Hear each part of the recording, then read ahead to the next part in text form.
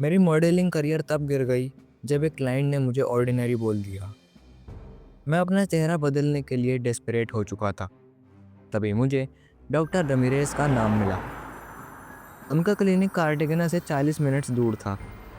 पूरी राइड में Uber driver मुझे रियर व्यू मिरर से ऐसे देख रहा था, जिसे कह रहा हो, भाई अब भी टाइम है, वापस चल। जब हम एक छोटी सी कंक्रीट बिल्डिंग के सामने रुके, ड्राइवर ने इंजन बंद किया और स्पेनिश में कुछ वार्निंग जैसा बोला। क्लिनिक के अंदर घुसते ही मुझे ब्लीच की तेज बदबू ने घेरा। वहाँ सिर्फ एक ही पेशेंट था, पूरा बॉडी बैंडेज में लिपटा हुआ। वो इतना सीधा बैठा था कि मुझे लगा वो सांस भी ले रहा है या नहीं। रिसेप्शनिस्ट ने मेरे सामने स्पेनिश कंसेंट फॉर्म्स रखे। मैंने साइन किया और वो मुझे डॉक्टर रमीरेज के पास ले गई। पहला इम्प्रेशन ही अजीब था, क्योंकि डॉक्टर रमीरेज ने मेटेलिक हेड गियर पहना हुआ था, बिना किसी वजह के। उन्होंने मुझसे कहा कि गाउन पहन लो, एनेस्थेसियोलॉजिस्ट अभी आ रहे हैं। मुझे तभी भाग जाना चाहिए था, लेकिन मुझे लगा मेरा रुकना सही है।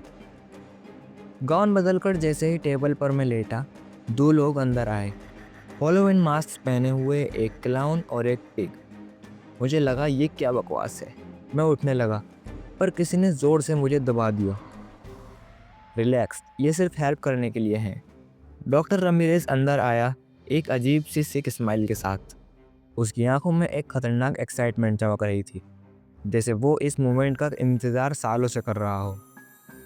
क्लाउन ने मेरा मुंह दबा दिया और पिग मास्क वाला कुछ और ढूंढ रहा था। 2 और लोग मुझे टेबल पर पकड़कर बांध रहे थे। रमीरेज मेरे स्टमक के ऊपर झुककर खड़ा था, बिल्कुल रेडी मुझे काटने के लिए। हरी अप, सिडेट हिम, रमीरेज ने गुस्सा करके बोला। पर इंजेक्शन लगने से पहले ही मैं टेबल को झटका दिया। इंस्ट्रूमेंट्स गिरते ही मैं एक स्कैल्पल पकड़ी और ब्लाइंडली रमीरेज के हाथ पर कट मार दिया। फिर मैंने ऊपर की लाइट को लात मारी और बल्ब चकनाचूर हो गया और पूरा रूम अंधेरे में डूब गया। वो सब पैनिक में टूट पड़े। मैं अंधेरे में फ्लोर पर क्रॉल कर रहा था कि मुझे एक बच्चे की रोने की आवाज़ आई और मैं वहीं रुक गया। हॉलवे में मुझे एक रूम मिला। अंदर एक 10 साल की लड़की कोने में दुबकी हुई थी, घर से काँप रही, और उसने मुझे बताया, डॉक्टर मुझे मेरे फॉस्टर पेरेंट्स से यहाँ लेकर आया, उन्होंने पैसे लिए हैं। मेरे अंदर का गुस्सा फट गया।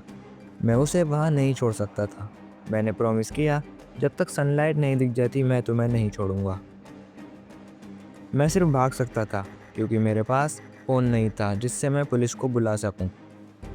मुझे उनके आने की कदमों की आवाज़ आई। मैंने हॉलवे में ट्रैश कैंस देखे, जो ज़्यादातर खून से भीगे हुए रैग्स और ट्यूब से भरे थे, लेकिन उसमें कुछ खाली भी थे।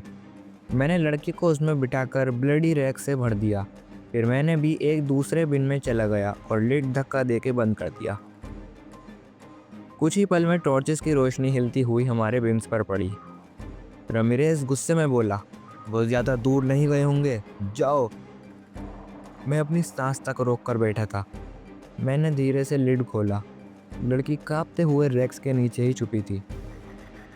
हम चुपके चुपके इमरजेंसी एग्जिट तक पहुंच गए। ऑपरेशन रूम की डोर से रमीरेज चिल्ला रहा था। उन्हें लग रहा था हम क्लिनिक से निकल चुके हैं। बैक डोर से हाईवे तक भागते गए, जब तक क्लिनिक की लाइट्स पीछे गायब नहीं हो गईं। एक पिकअप ड्राइवर ने हमें उठाया और पुलिस स्टेशन पहुंचा दिया। उसके फोस्टर पेरेंट्स अरेस्ट हो गए। रमीरेज क्लिनिक से भाग चुका था, क्योंकि मुझे पता था पुलिस आने वाली होगी। 2 महीने बीत चुके हैं। मैं एक नॉर्मल जॉब कर रहा हूँ। वो लड़की लूसिया अपने नए फोस्टर होम में खुश है। सच्ची बात बताऊं, मुझे अफसोस नहीं है, क्योंकि अगर मैं उस क्लिनिक में नहीं होता तो पता नहीं उस लड़की का क्या होता। मुझे पूरा यकीन है रमीरेज इलीगल ऑर्गन ट्रैफिकिंग करता था। प्लास्टिक सर्जरी के नाम पर पेशेंट्स को काट कर पार्ट्स बेचता था। और जहाँ भी वो छुपा हुआ है, मैं बस यही चाहता हूँ कि वो जल्द से जल्द पकड़ा जाए।